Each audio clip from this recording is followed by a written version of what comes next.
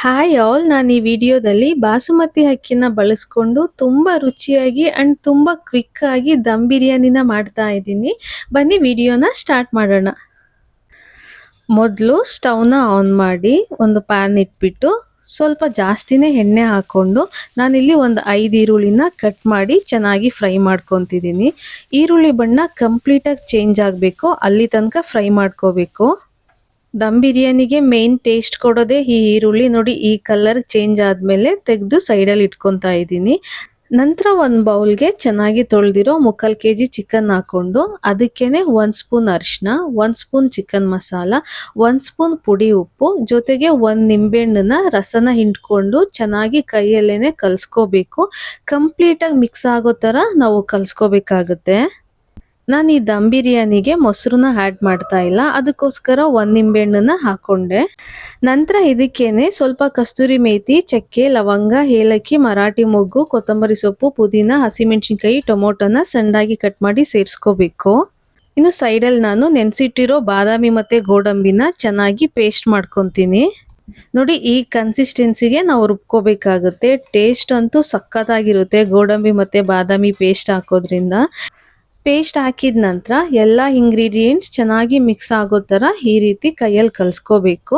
ನಂತರ ನಾವು ಅವಾಗಲೇ ಆನಿಯನ್ನ ಫ್ರೈ ಮಾಡಿ ಸೈಡಲ್ಲಿ ಇಟ್ಟಿದ್ವಲ್ಲ, ಅದರಲ್ಲಿ ಒಂದು 1/4 ಭಾಗದಷ್ಟು ಹಾಕ್ಕೊಂಡು ಏನಿಲ್ಲ ಅಂದರೂ ಒಂದು 5 to 6 ಮಿನಿಟ್ಸ್ವರೆಗೂ ಕೈಯಲ್ಲೇ ಚೆನ್ನಾಗಿ ಕಲಸಿ 30 ಮಿನಿಟ್ಸ್ ಮ್ಯಾರಿನೇಟ್ ಆಗೋದಕ್ಕೆ ಫ್ರಿಜ್ಜಲ್ಲಿ ಇಟ್ಕೋಬೇಕು. ಈಗ ಇದನ್ನು ನಾನು 30 ಮಿನಿಟ್ಸ್ ಫ್ರಿಜ್ಜಲ್ಲಿ ಇಡ್ತೀನಿ. ನಂತರ ಮತ್ತೊಂದು ಬೌಲ್ ತೊಗೊಂಡು ಅದಕ್ಕೆ 2 ಗ್ಲಾಸ್ ಬಾಸುಮತಿ ಅಕ್ಕಿನ ತೊಗೊಂಡು ನಾನು ಚೆನ್ನಾಗಿ ತೊಳೆದು ನೆನೆಸಿಡ್ತೀನಿ ಒಂದು 10 ನಿಮಿಷ. ಈ ಕಡೆ ಸೈಡಲ್ಲಿ ಕುಕ್ಕರ್ನ ಸ್ಟವ್ ಮೇಲೆ ಇಟ್ಟು ಅದಕ್ಕೆ 1 ಸ್ಪೂನ್ ಆಯಿಲ್ನ ಹಾಕ್ಕೊಂಡು ನೋಡಿ, ಇಷ್ಟು ಚಕ್ಕೆ, ಲವಂಗ, ಮರಾಠಿ ಮೊಗ್ಗು, ಏಲಕ್ಕಿ, ಪುದೀನ, ಪಲಾವ್ ಎಲೆ ಮತ್ತು ಕಸ್ತೂರಿ ಮೇಥಿನ ಹಾಕ್ಬಿಟ್ಟು ಸ್ವಲ್ಪ ಹೊತ್ತು ಕುದಿಸ್ಕೋಬೇಕು ಈ ನೀರನ್ನ. ಆ್ಯಂಡ್ ಇದೇ ನೀರಿಗೆ ಉಪ್ಪನ್ನು ಕೂಡ ಸೇರಿಸ್ಕೋಬೇಕು. ಅನ್ನ ಬೇಯೋದಕ್ಕೆ ಎಷ್ಟು ಉಪ್ಪು ಬೇಕಾಗುತ್ತೋ ಅಷ್ಟನ್ನ ಅಂದಾಜಿಗೆ ಇವಾಗಲೇ ಹಾಕೋಬೇಕಾಗುತ್ತೆ. ಯಾಕಂದರೆ ಬಿರಿಯಾನಿ ಮಾಡಬೇಕಾದ್ರೆ ನಾವು ಉಪ್ಪು ಸೇರಿಸೋದಿಲ್ಲ. ಉಪ್ಪು ಹಾಕಿದ ನಂತರ ಸೌಟಲ್ಲಿ ಈ ರೀತಿ ತಿರುಗಿಸ್ಕೊಂಡು ಒಂದು ತಟ್ಟೆನ ಕ್ಲೋಸ್ ಮಾಡಿಡ್ತಾ ಇದ್ದೀನಿ. ನೋಡಿ, ಈ ರೀತಿ ಚೆನ್ನಾಗಿ ಕುದಿ ಬಂದಿದ್ದಾದಮೇಲೆ ನಾವು ಅಕ್ಕಿನ ತೊಳೆದು ನೆನೆಯೋದಕ್ಕೆ ಇಟ್ಟಿದ್ವಲ್ಲ, ಆ ಅಕ್ಕಿನ ಇವಾಗ ಹಾಕೋಬೇಕಾಗುತ್ತೆ. ಒಂದು 80% ತನಕ ನಾವು ಅಕ್ಕಿನ ಬೇಯಿಸ್ಕೋಬೇಕು. ಈ ನೀರು ಕುದಿ ಬರ್ತಿರೋದ್ರಿಂದ ಒಂದು 10 ನಿಮಿಷ ಸಾಕು, ಅಕ್ಕಿ ಬೆಂದ್ಬಿಡುತ್ತೆ. ಬಿಸಿ ನೀರಿಗೆ ಹಾಕಿರೋದ್ರಿಂದ ಅಕ್ಕಿ ಬೇಯೋದಕ್ಕೆ ಜಾಸ್ತಿ ಟೈಮ್ ತಗೊಳ್ಳೋದಿಲ್ಲ. ನೋಡಿ, ಈಗ 10 ನಿಮಿಷ ಆಗಿದೆ, ಒಂದು 80% ಅಕ್ಕಿ ಕೂಡ ಬೆಂದಿದೆ. ನಾನು ಈ ರೀತಿ ಜಾಡಿನಲ್ಲಿ ಸೋಸ್ಕೊತಾ ಇದ್ದೀನಿ. ಈಗ ಮತ್ತೊಂದು ಕಡೆ ಸ್ಟವ್ನ ಆನ್ ಮಾಡಿ ಒಂದು ದೊಡ್ಡ ಕಡಾಯಿನ ಇಡ್ತಾ ಇದ್ದೀನಿ ದಮ್ ಬಿರಿಯಾನಿ ಮಾಡ್ಕೊಳ್ಳೋದಕ್ಕೆ. ನೋಡಿ, ನಾನು ಸ್ವಲ್ಪ ಎಣ್ಣೆನ ಸೇರಿಸ್ತಾ ಇದ್ದೀನಿ, ಜಾಸ್ತಿ ಹಾಕ್ತಾ ಇಲ್ಲ. ಆವಾಗಲೇ ಮ್ಯಾರಿನೇಟ್ ಮಾಡಿದ್ವಲ್ಲ ಚಿಕನ್ನ, ಅದನ್ನು ಸೇರಿಸ್ಕೊತೀನಿ. ಇವಾಗ ಮ್ಯಾರಿನೇಟ್ ಮಾಡಿರೋ ಬೌಲಲ್ಲೇ ಸ್ವಲ್ಪ ಪೇಸ್ಟ್ ಎಲ್ಲ ಉಳಿದಿರುತ್ತೆ, ಅದಕ್ಕೆ ಸ್ವಲ್ಪ ನೀರು ಹಾಕಿ ಅದನ್ನು ಕೂಡ ಹಾಕ್ಕೊಂಡು ಚೆನ್ನಾಗಿ ಬೇಯಿಸ್ಕೋಬೇಕು. 15ರಿಂದ 20 ನಿಮಿಷ ಚಿಕನ್ನ ನಾವು ಬೇಯಿಸ್ಕೋಬೇಕು. ಚಿಕನ್ ಬೇಯ್ತಾ ಇದ್ರೆ ಘಮ ಘಮ ಅಂತ ಸ್ಮೆಲ್ ಬರ್ತಿರುತ್ತೆ. ನಾವು ಚಿಕನ್ ಪೀಸಸ್ನ 30 ಮಿನಿಟ್ಸ್ ಫ್ರಿಜ್ಜಲ್ಲಿ ಇಟ್ಟು ಮ್ಯಾರಿನೇಟ್ ಮಾಡಿರೋದ್ರಿಂದ ಬೇಯೋದಕ್ಕೆ ತುಂಬ ಟೈಮ್ ತಗೊಳ್ಳೋದಿಲ್ಲ. ಒಂದು 15ರಿಂದ 20 ನಿಮಿಷ ಬೇಯಿಸ್ಕೊಂಡ್ರೆ ಆಯಿತು.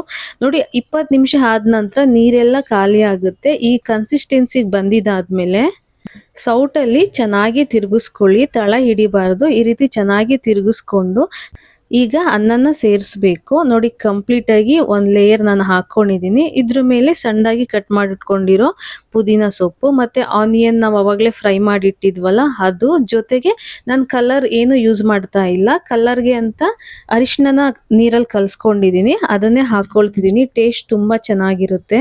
ದಮ್ ಬಿರಿಯಾನಿನ ಇಷ್ಟು ಕಷ್ಟಪಟ್ಟು ಮಾಡಿ ನಾವೇನಾದರೂ ಟೇಸ್ಟ್ ಫುಡ್ ಕಲರ್ ಅದೆಲ್ಲ ಹಾಕ್ಬಿಟ್ರೆ ಕಂಪ್ಲೀಟಾಗಿ ಅನ್ಹೆಲ್ದಿ ಗೈಸ್. ಅದಂತೂ ಕಂಪ್ಲೀಟಾಗಿ ವೇಸ್ಟ್ ಆಗುತ್ತೆ, ನಾವು ತಿಂದರೂ ಕೂಡ ಏನು ಯೂಸ್ ಇಲ್ಲ.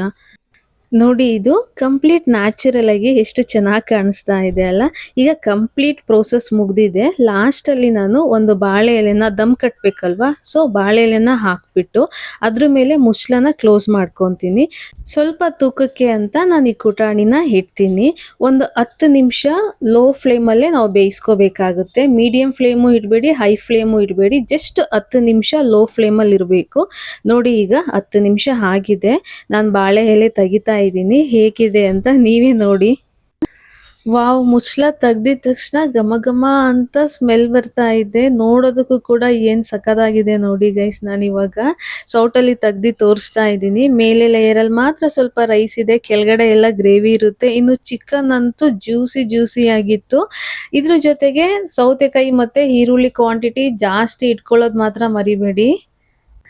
ನಾನು ಬಿರಿಯಾನಿ ಜೊತೆಗೆ ಮೊಟ್ಟೆ ಗ್ರೇವಿ ಕೂಡ ಮಾಡ್ಕೊಂಡಿದ್ದೆ. ಸೊ 2 ಮೊಟ್ಟೆ ಗ್ರೇವಿ ಜೊತೆ ಸ್ವಲ್ಪ ಮೊಸರನ್ನ ಹಾಕಿ ತಿಂತಾ ಇದ್ರೆ ಹಬ್ಬಾ ಎಷ್ಟು ರುಚಿಯಾಗಿತ್ತು ಗೊತ್ತಾ.